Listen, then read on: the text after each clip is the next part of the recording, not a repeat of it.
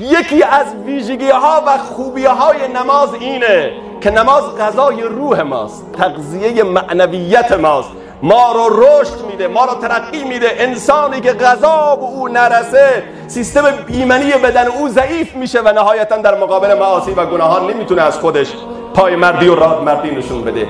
از اون مهمتر نماز چرخ زندگی رو بالانس میکنه. امروز خیلی از جوانها از نبود تعادل و توازن و ثبات در زندگی نگرانن. زندگیشون با وجود این که تمام آیتم های آرامش، تمام آیتم های موفقیت و سعادت هست، اما از یک زندگی که مملو از آرامش باشد بهره مند نیست. مشکل کجاست؟